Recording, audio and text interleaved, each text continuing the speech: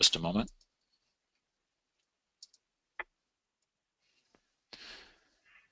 And there you go. On your screen right now, you should see check boxes that show you're involved with an NSF grant, a tech grant, both or neither. I see many of you are already putting your results into the poll. Of course, you probably know the answer to this question. I'll give you just another moment. Okay, I'm going to count down from 5, and I'll close this poll. 5, 4, 3, 2, 1. Poll is closed. Let's go ahead and take a look at the results. Very interesting, a very even spread amongst us, and both a quarter being involved with an NSF grant, a quarter on the tax side. Some have both and some have neither. Interesting. Thank you for responding to that polling question. Let me ask you one more polling question, then we'll get started for today.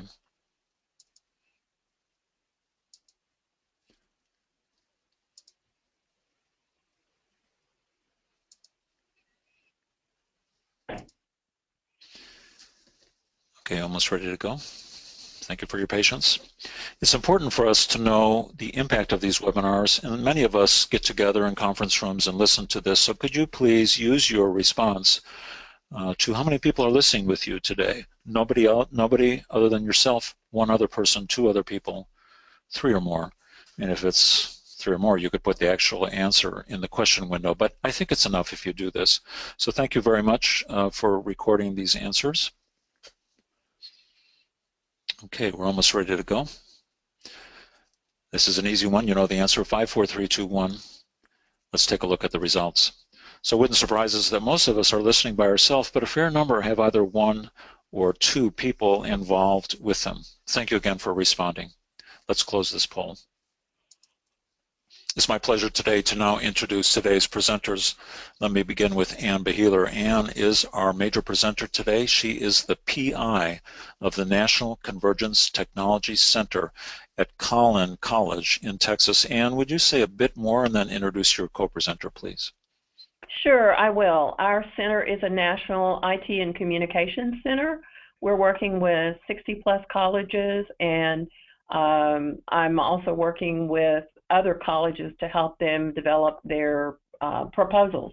But I am not the key presenter, Mike. Thank you for that, but I'm not. The key presenter is Dr. Celeste Carter, who is the program lead for the National Science Foundation Advanced Technological Education Program. She also has walked in our shoes. She spent a number of years in a community college setting, actually as an instructor. And she's been with the National Science Foundation now for, I don't know, Celeste, 7 or 8 years? It's going on 8 years. Yeah, okay. She knows what she's talking about. We're very, very fortunate to have her. Let's go ahead and go to the next slide, Mike. Okay, I've done several grants or several grant proposals and helped several other people with their proposals. And one key thing is that the National Science Foundation, and actually probably any funding agency, is not going to give you money for just standard, oh, ho-hum, you need a little bit of extra money in your budget. We all know that we have tight budgets from time to time, especially in community colleges, but we're looking for some kind of innovation. And innovation can mean a lot of different things, but you really do need to start from an innovation as the very first thing as you're putting together a grant proposal. And that might be a new method of doing things, or it might be a new idea. You might be creating some kind of a new project. That's what it means in the general sense of the word innovation, but we're going to look at what it means for a National Science Foundation ATE project proposal. We do have various levels of funding in the ATE program, ranging from projects up to various centers, and our remarks today actually pertain to projects. Celeste, would you like to make a comment here? Sure, I would. I think another thing to remember when you're thinking about what's innovative, you want to think about what's innovative for you and your students. So, and it's something you want to make clear in your project proposal and the description of your project. So it could be that you've read about people doing flipped classrooms. You've thought that this might be something that would be pretty interesting to try. A lot of people will say, well, how can that be a new method or new idea when it's people already doing this and publishing on it? It's innovative and it's new for you, and that's what you want to present. You want to say that there's already been evidence generated that this is something that helps students learn, although you have to get past that. Aren't you supposed to teach me what I know? What do you mean I have to learn this myself? With the flipped classroom method, but that's new for you. So you want to present it in that terms in your project description. And another part of ATE that you want to keep in mind is that you need your industry partners, and a lot of times even your economic development agencies or your workforce investment boards. So you want to think about that in terms of what they're looking at and what's new and what do they need. So those are just a couple of the ideas for that I'd like to point out on this one. Yeah. Mike, next slide. I think this one's going to be pretty quick. The specifics of innovation with respect to a project proposal might be, you might be focusing on something that's totally new, but exactly as Celeste has just talked about, the need might be something that's new to your college, your group of colleges, your businesses, something that has evidence, and that's going to be a word that you're going to hear a lot, evidence of having been successfully implemented, and it may be an adoption/adaptation in order to fit your needs. Let's go on to the next slide. And as Celeste also pointed out, business and industry involvement, actually business and industry commitment, is absolutely required. The ATE projects will focus on two-year graduates, two-year technician graduates, those that need to be able to get a job at the end of their studies. And that's important that the business and industry people in your area say that what you're doing is important as well. Celeste, anything else here? Sure, and I might add that this actually ties in with the need, because it could be that you know a new industry is moving into your area. You go and talk to them about their workforce needs, and you are writing your need statement in response to the commitment and the need that your industry partner is telling you about. So those two things kind of work together. Yeah, and the picture that you're seeing here is actually a picture of our business and industry leadership team for our center in process. We meet once a year to go over the knowledge, skills, and abilities that they expect grads to have 12 to 36 months in the future. And it's an all-day meeting. It actually doesn't have to be, but they now like each other so much they stay all day. And it's a very detailed process based on a process that came from the United States Air Force. And if you want to know that, you'll have my email at the end, and you can talk to me about that too. Next slide. Okay, how are you going to address the need that you have now identified? And it's very important that you come up with what I call an elevator speech regarding the need. You need to make it succinct, quick, get your point across, because you're going to need to have support from various internal and external stakeholders in order to complete the work of the grant and the work of the proposal. So you'll have some goals and objectives and some activities, some specific things on how you're going to reach those goals. I suggest you don't have too many goals. One of my program officers along the way said 3 or 4 is it. If you give me too many, it's going to be very difficult for folks to understand. So I suggest 3 or 4 goals with associated sub-objectives. And the goals need to be SMART. And you may have heard SMART before. I have come up with some words that I will use for the S-M-A-R-T, but there are some alternatives, so you can Google that. The goals do need to be specific, measurable, agreed upon and achievable, relevant, and time-based. And we're going to talk more about that a little bit later. Celeste? I think this is just part and parcel of continuing. You want to remember, for the National Science Foundation, a lot of people ask me, what do I want to see in a proposal as a program officer? And I'm not the first set of people that you want to convince that you've got something that's really worth being funded through a federal agency. The National Science Foundation works on the merit review process. So you have a panel of your peers, anywhere from 4 to 6 people that are reading your proposal first, and you really want them to understand your story. So you've told them you have a need, you've addressed the fact that you're working with industry. What specifically are you going to do? Maybe it's that industry says, hey, you don't have a program in mechatronics, and this is something we want our entry level, that's what we need for our entry level workforce.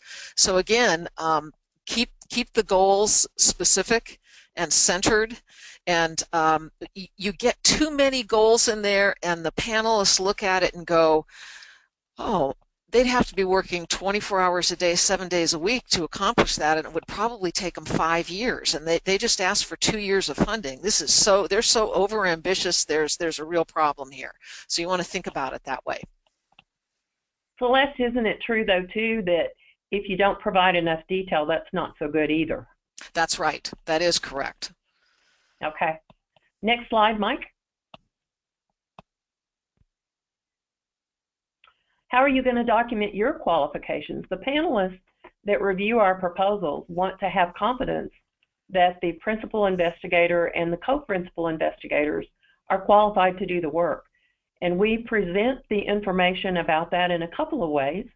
One is that we talk about the principal investigator and co-principal investigators in the actual body of the proposal, but additionally we provide bio sketches. And those bio sketches are provided on a particular format that is actually a part of the proposal and awards policies and procedure guide. You can Google PAPPG 2017 to get the latest version of it, and that will be your friend along with the solicitation, which is basically the statement of the opportunity for this year, and that's coming out fairly soon.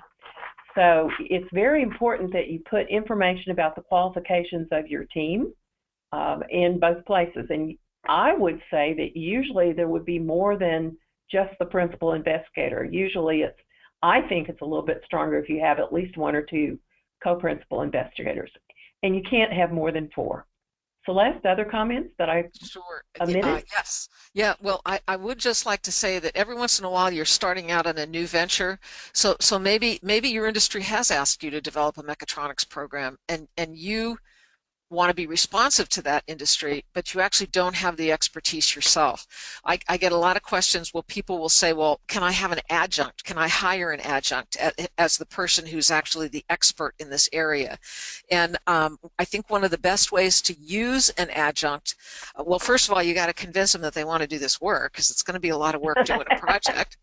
But then the next thing you want to do is you want to have your administration write a letter that says, we're going to sustain this. We think this is important. So if this program gets off the ground, we either agree to hire the person who is an adjunct as a full-time person as the program goes forward, or we will hire someone with the relevant expertise, because that's another thing. You don't want, you think about the federal funds, these are actually our taxpayer dollars.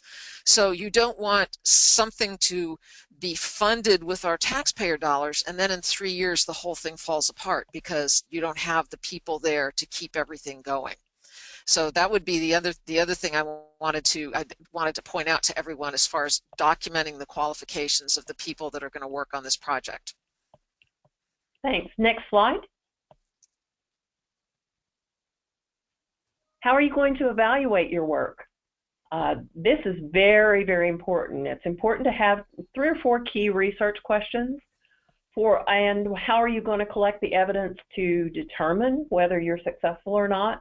And usually there's an external evaluator involved. There may be an internal evaluator on your staff or at your college, and usually there's an external evaluator not connected with your college who helps in at least the analysis of this data that get collected, and they help write, or not help write, they do write an evaluation report. I think that the stronger proposals actually lay out the person that will be the proposed evaluator. I know that's problematic within some colleges because they are required to put it out for bid, but I just don't think it's quite as strong without the evaluator actually specified. Now, with respect to the research questions, let me give you an example. We do faculty training every single summer for, well, 4.5 intense days with the goal that those faculty can go back and teach a whole new course next year based on what was done. So one of my research questions is how, and I'm going to probably butcher it here, but you'll get the essence of it. How effective has the professional development been with respect to training the faculty, and what impact has occurred for the students that take the courses from those faculty? Now, the second part of that is really important because that gets at real impact. It's all well and good to train the faculty, but if they go back and say, hey, that was a really great class, but I'm not going to use it, which happens sometimes, but not too often, then it does not ultimately impact students. And to me, our goal is to train our students or educate our students so that they're right skills so that they can get a job. So we follow up our training. We do the traditional after the training. We ask, what did you think of the training? Did you feel like your objectives were met or the objectives were met? But then we do follow-up surveys at 6, 18, and 30 months after the training to find out exactly how many students have been impacted by the work, by that particular class. And in aggregate, over a span of about 4 years, with about half of our people reporting, the number is about 75,000 students, and that's only with half of the participants reporting because everything is anonymous. So we take that data, we gather that data, we give it to the evaluator, and then they may do some spot checks to make sure that we're not embellishing, but they use that in the report. Celeste, comments? Yeah, I would like to make the comment that you notice the first bullet says 3 to 4 key research questions. And if you think back to the goals and objectives, Anne made a point of having 3 to 4 main goals. Right. So your research question should be absolutely clearly linked to each goal. And that's really what drives it. Yeah, it's not that you have to dream up these research questions out of thin air. They actually are driven by what your goal was. How would you know if you were successful for goal number 1, whatever that goal was? You know, you're going to start a flipped classroom. What would that entail, first of all, to actually get that done? What happens with students? I think you can kind of see if you work from your goals and objectives in developing this evaluation and assessment plan, you won't have trouble developing research questions. So I agree. think that's a big point. Yeah, I totally agree. I also always develop the research questions myself and then run them by the potential evaluator, and maybe we'll adjust how we do it or what the instrument might be to get the data. But they're research questions that I want answers for in general. Not that we, say, evaluator, you have to do it our way, but they do align with the goals, and they're things that I want to know whether it's effective. Next slide, Mike. How are you going to share your work? As Celeste said, this is all funded by our taxpayer money. So we can't light our candle and put it under a bushel basket if you use the vernacular. Are you going to put it on a website? Are you going to use social media to push it out? Are you going to do conference presentations? And which ones are you going to do, or which ones do you project that you will do? What kinds of publications are you going to do, or are you going to do publications? Details really do matter. Now, I did not know when we wrote our initial National Center grant exactly which conferences we would go to, but I gave some, for example, some of the STEM Tech conference, the Innovations conference, the AACC conference, WDI, some of those kinds of things. I went ahead and put those conference names in there. And I think the details really do make the proposal stronger. Celeste, any comments? I agree. Yeah, and I agree. And I would say, too, reviewers, people that, when you're reading these things, one of the things people start to look at, and I hear this from reviewers a lot, is and some people will say, well, we're just going to put it on our college website. And reviewers are starting to look at that and say, that's awfully passive. Isn't there anything else you're going to do? And how do you know that people are even going to stumble across it? The whole idea of if you build it, will they come? A lot of times they don't come if they don't know about it. So I would say think about this in as innovative way as you can. How do you really plan? This is important to you. Could be very important to other people at other community and technical colleges, even 4-year. One thing that's happening in the ATE program is there's a lot of dual credit courses being offered now with high school students. How are you going to let other people know that you've actually developed this and you have something which you potentially think is a best practice? So be creative. Use more than one way to share and disseminate your work. And I know, coming from a community college myself, I know that we are not always pushed for publications, but it's one of the ways that it helps clear up misperceptions that other people have about what happens on our campuses. I hear many times from the 4-year faculty that they don't think community and technical college faculty really are up to date on some of the new leading educational innovations. And I think quite the opposite. A lot of times we're out there in the forefront with problem-based learning, course-based learning, competencies and skills, and a lot of things more than just a typical, we're delivering a lecture using PowerPoint and telling students that they're going to have a multiple choice exam. So if there's ways you can think creatively about publications, I think that's a real plus. Okay. Next slide, Mike.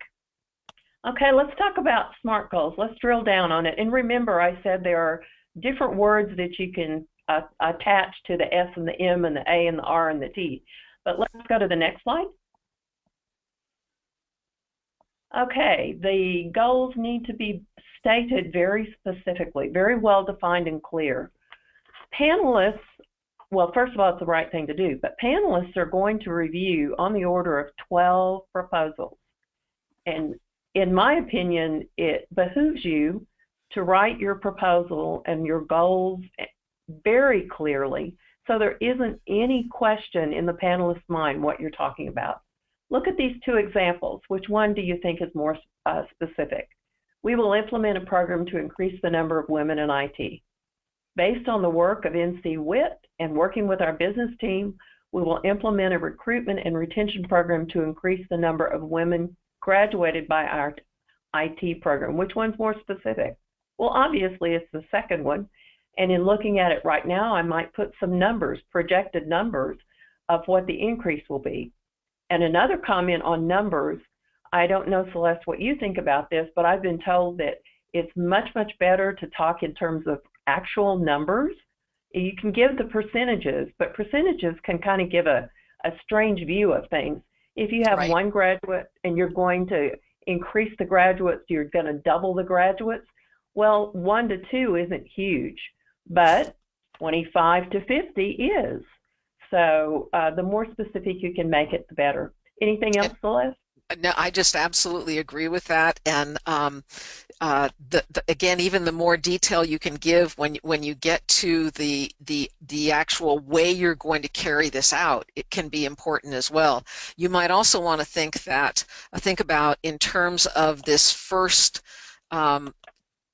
well-defined goal. You want to let people know the number of employees that the industries around you are looking to hire, and that they specifically are interested in increasing the number of women in the industry. So the more specific and clear you can be, the better chances are that panelists are going to say, these people have really done their homework, they've got their act together, this really makes sense. Thanks. Mike, next slide.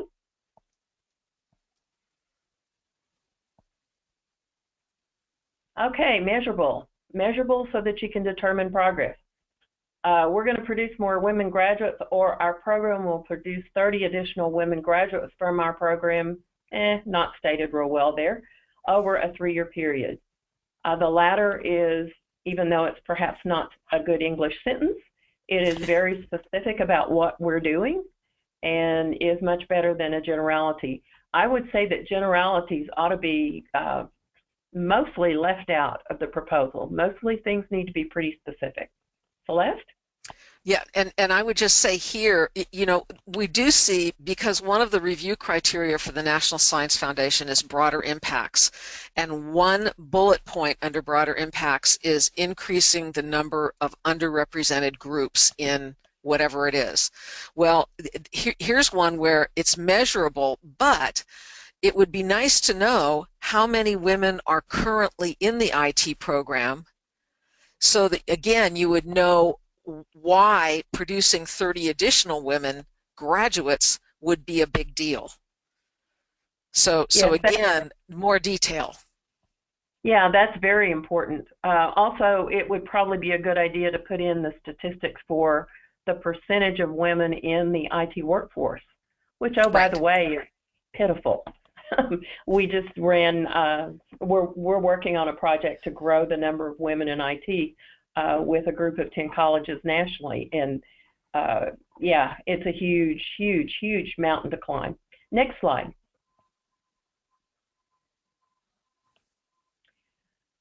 Okay, the A has a lot of meanings: agreed upon or achievable. I think both are very important, but stakeholders are important. One person can't pull off an entire project. At the very minimum, there are others within your own college that need to help. So is it better to say one faculty member will work to improve recruitment and retention, or the entire faculty has agreed to work together along with business to improve recruitment and retention? And these could be, even the latter one could be improved upon, but the importance of having agreement among the stakeholders and actually commitment from the stakeholders to do the work is very important. So, and I would add to that that I think one of the things that helps reviewers a lot is if you have a very detailed management plan. So we talked about, how many you've got. You can have a principal investigator and several co-principal investigators. You can have senior personnel.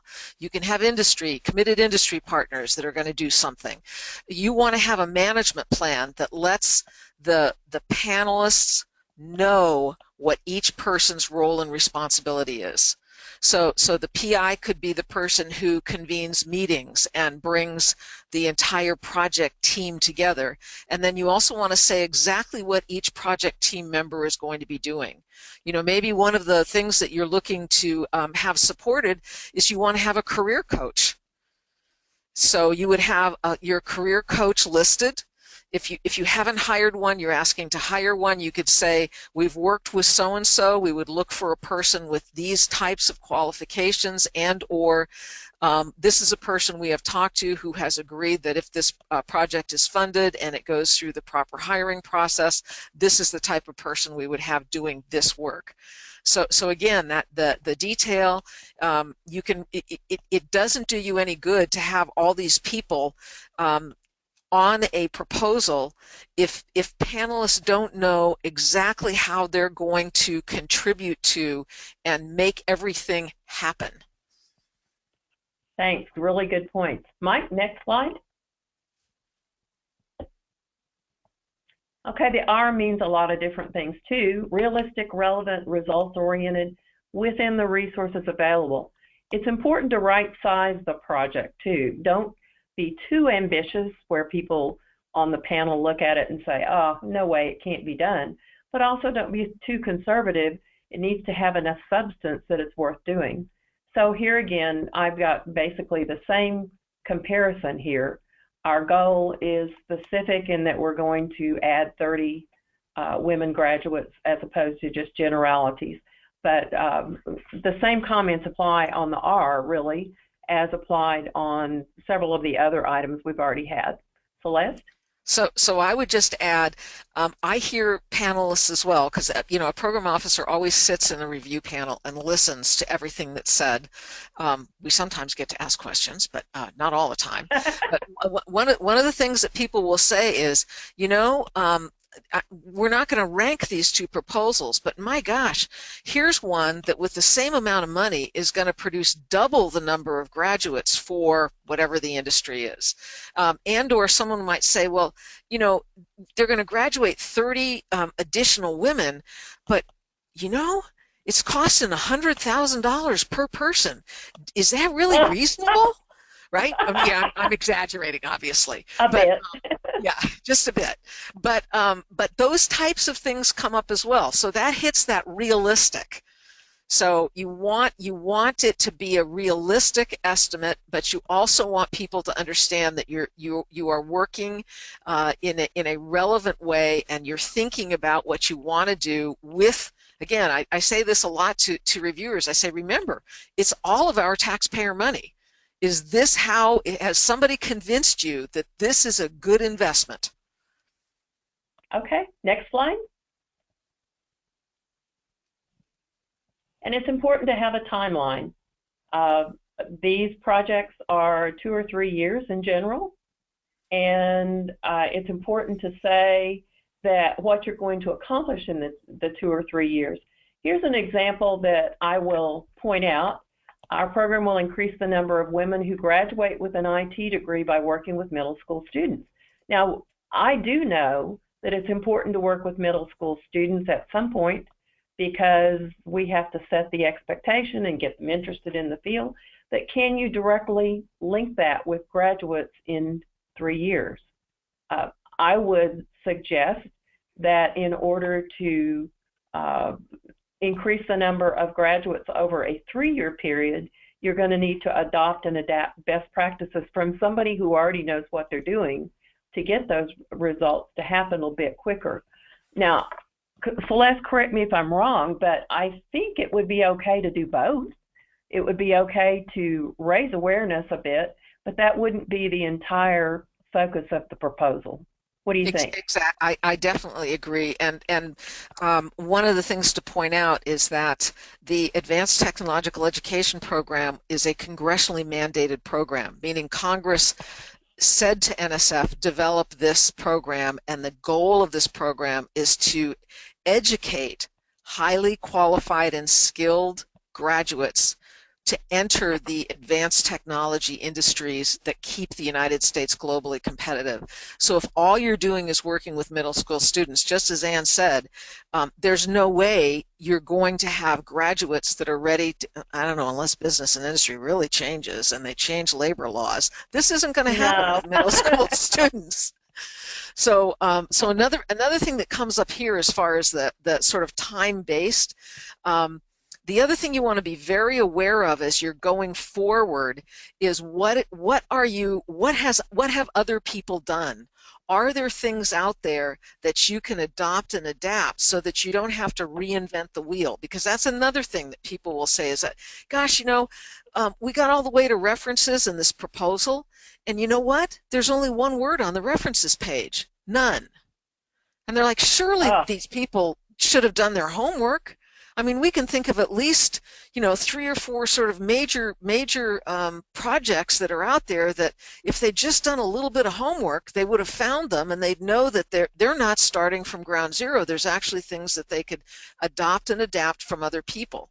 So you want to be sure that you do that homework, and that you don't say, you know, we are the only school in the entire United States that has thought about doing photonics. So that's just an example. Right now, I think there are over 34 optics and photonics programs of different types across the United States in community and technical colleges. So you'd at least want to know that there were that many, and maybe some of them would have materials that you wouldn't then have to develop. You could actually adapt them to your institution, and then maybe your industry people say, well, you know, this is great for the sort of fundamentals. We'd like you to develop 3 new classes or courses that really specifically speak to our industry, so that your graduates coming out are going to have this specific expertise. That's the type of thing that panelists will look at and say they really did their homework. They know what they're doing. And I'd like Thanks. to break in, if I could, Sure. with a question that's relevant here. We're just over the halfway point, so I thought we'd pause for a moment, Celeste, if it's okay. Here's a Sure. question, a lot of interest. Do you think, you mentioned the NSF's, or rather the ATE program's goals here for the workforce. How do they feel, how does the NSF feel about a focus on credentials, establishing a credential exam or supporting industry credential exams? Is there a perspective on that?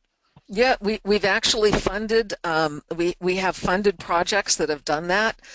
Back in remember the ERA funding back in 2009, there was a large amount of those funds went to develop curricular materials around IT people moving into the health arena. Oh, So yes. it's right. So it wasn't you were going to be a nurse or a doctor or a medical technician and you need to know more about IT things.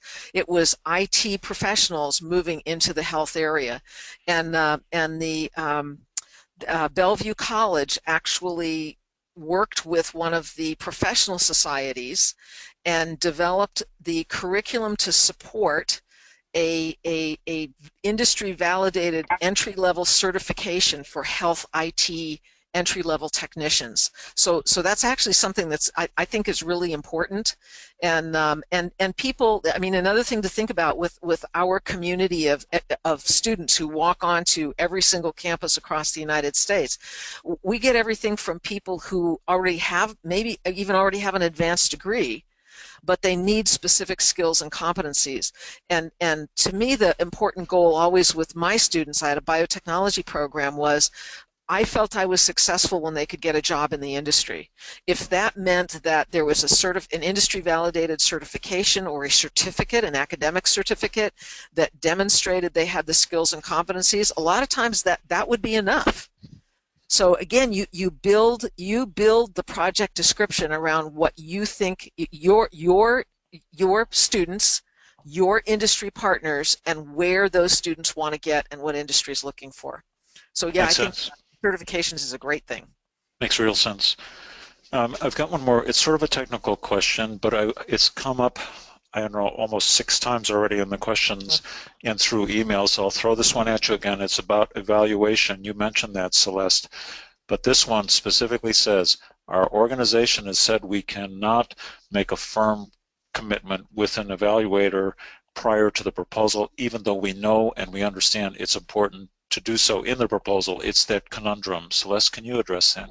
Yes, yeah, and I think there's one of the things you can do is if you have somebody you think you might be able to work with, even though you can be very open and say, look, it's going to have to go out for bid, but is there any way you might help me develop either possibly a logic model. Here's the things we want to do. This is what we think the outcomes are going to be. This is what we'll do. We'll do focus groups with students. We'll develop X, Y, and Z.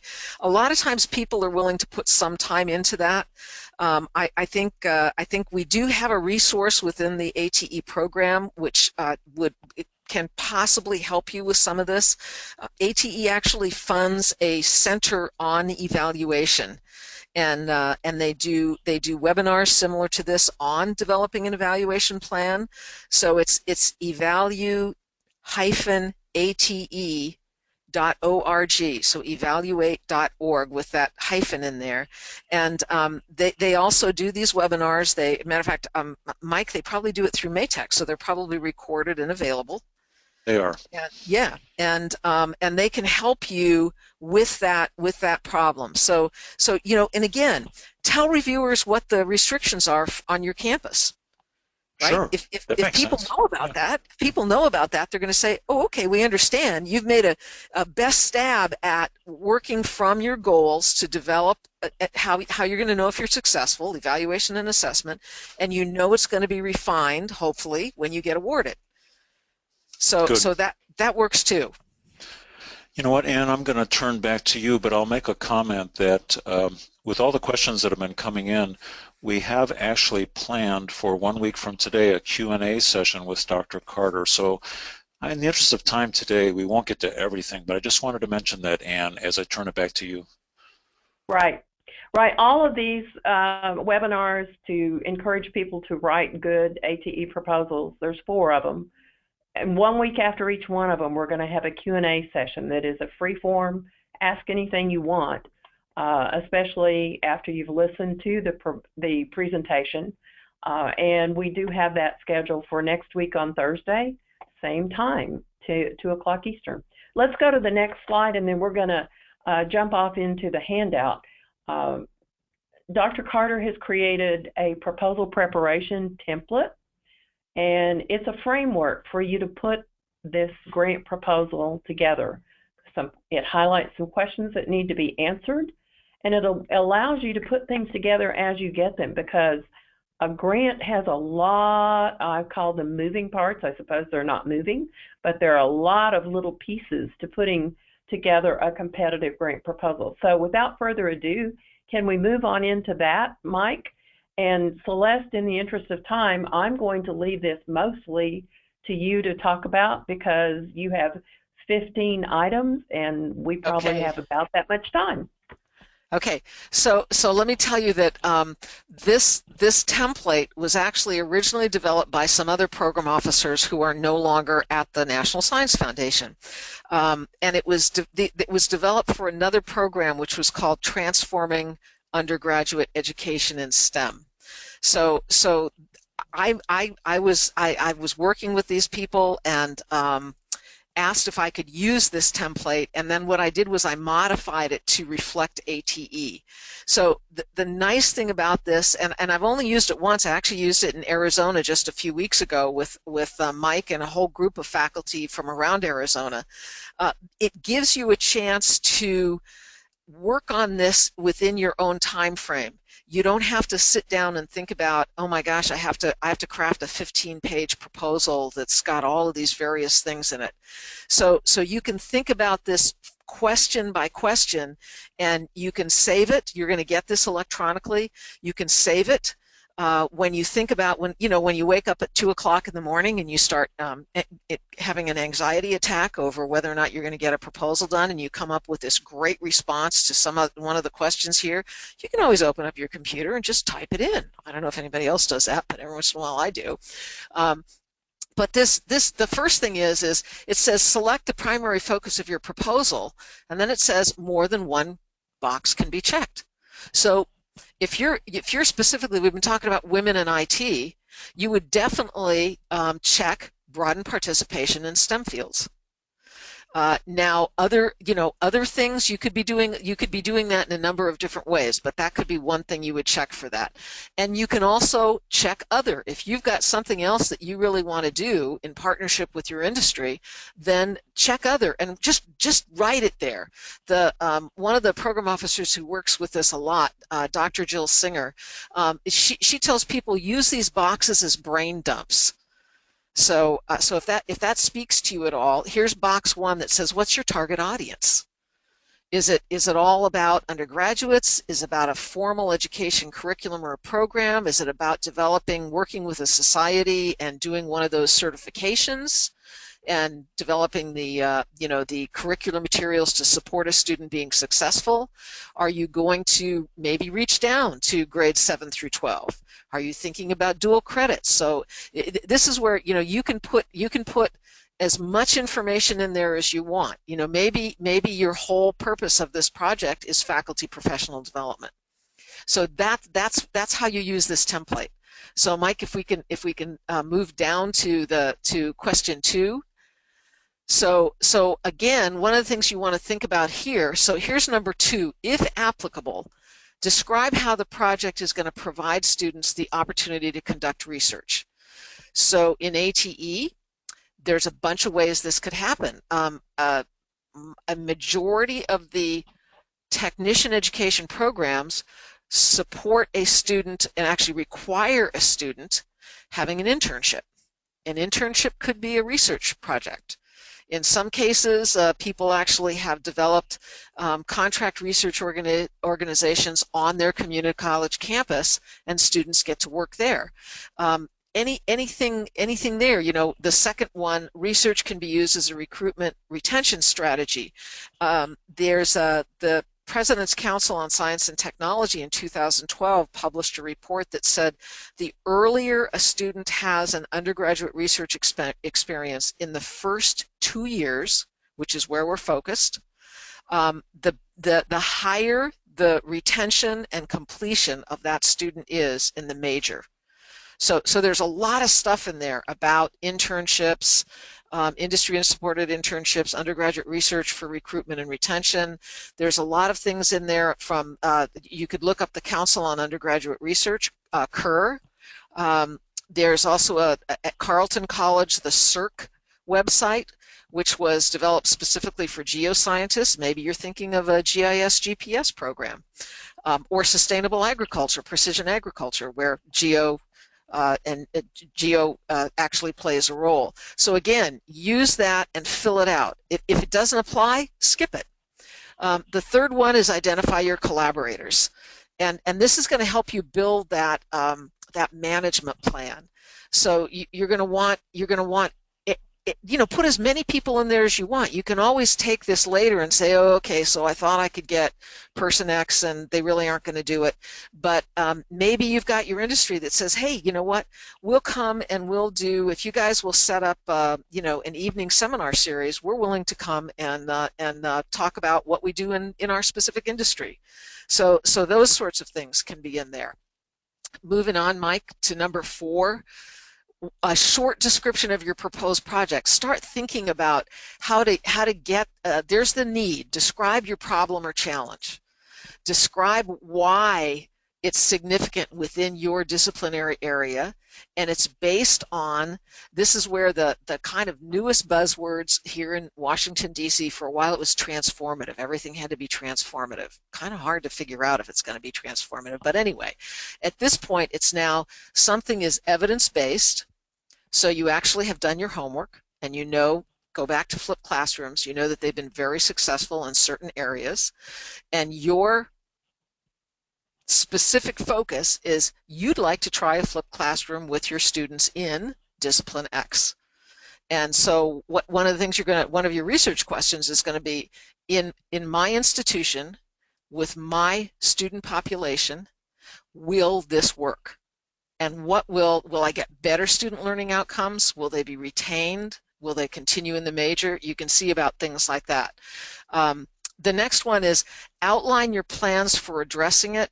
And you can use, again, you can look at past awards that you can look at on the ATE award database. Actually, it's the NSF award database, but look at the ATE program. And there's a ribbon on the top of every NSF webpage. One of the tabs on that ribbon is awards. So you can do simple searches, you can do advanced searches. But another thing is if you've had a TACT award, you very well are going to have, hopefully, I know the Department of Labor wants this, lots of outcomes from your TACT award. And maybe this idea of moving to ATE is that there were things you learned from TACT, new opportunities, new areas to move, maybe continuing some of the things you've done, but also taking it in a slightly new direction. You would want to put that down as well. What do you want to see happen with changes in student learning? Again, use this as a way to start getting your ideas down on paper. So Mike, if we move on again. I like the yellow highlighter. That's pretty neat. I'm having technical challenges here. Just a second. Okay. Yeah. All right, here we go. There's number 5. Okay. So if you have an existing program and you're going to revise courses or develop new courses, you want to let panelists know what kind of students are coming into our courses. I mean, I used to figure that's one of the most interesting things with a community college, right? Because we're open doors. It's anyone who walks through the door. So I used to have everything from a recent high school graduate to people who actually had MDs, PhDs, master's degrees, and everything in between.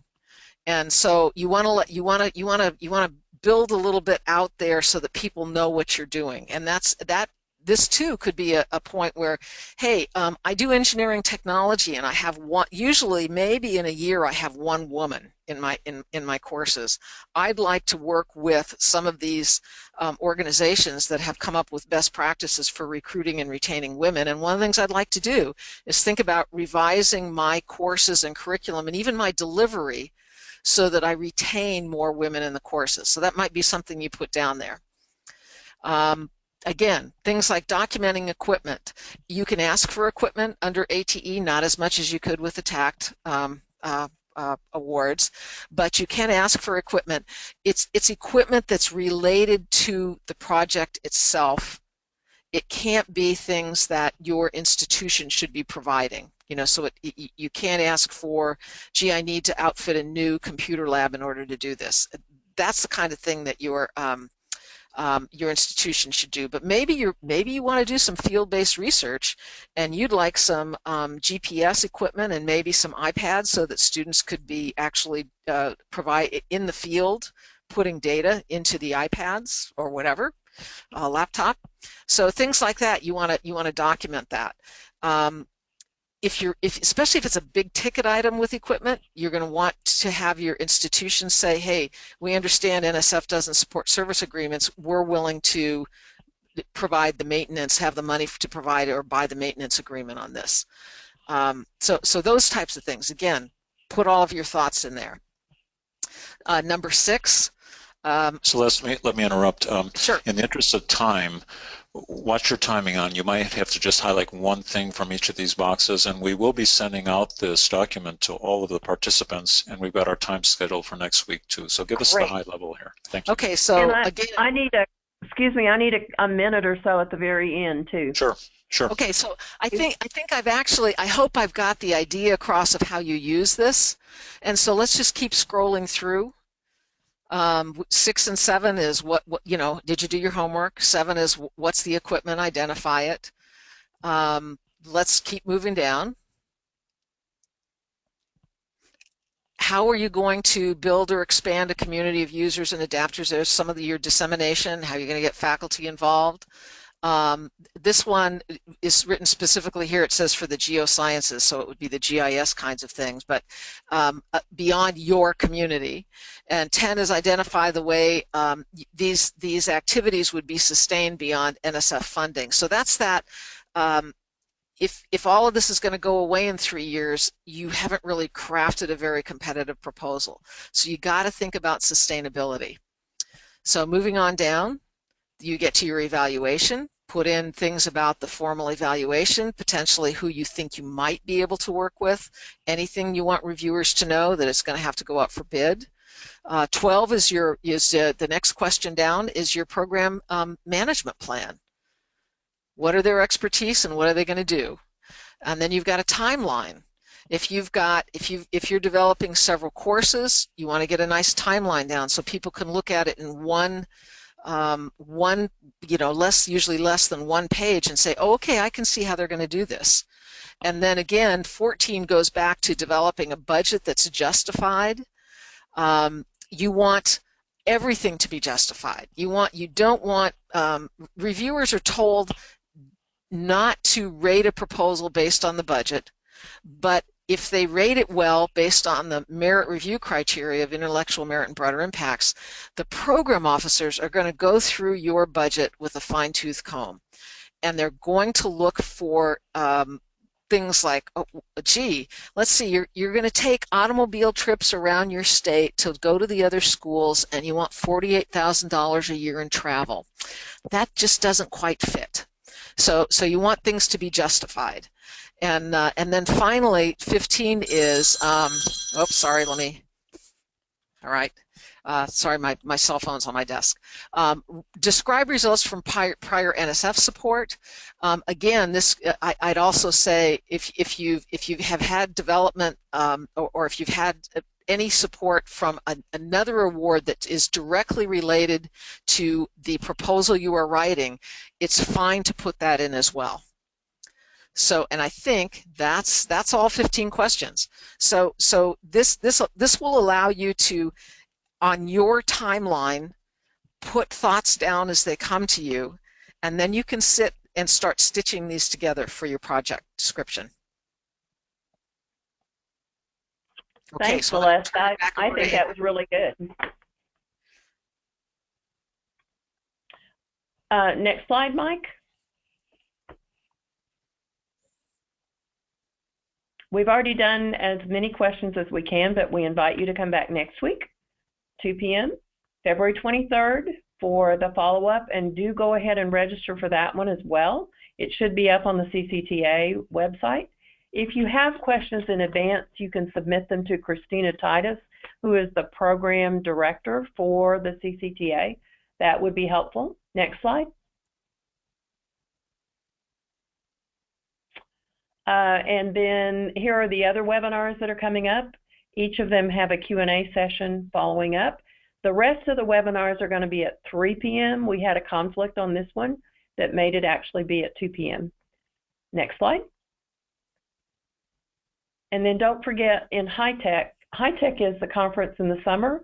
It's from the 17th through the 20th, but we're going to have a specific half day that we're going to work with people to hone in on their grant ideas and work integrally with people, either TAC grantees or NSF grantees, people perhaps who are wanting to go to a higher level of a project, and we'll be working with them on the 21st.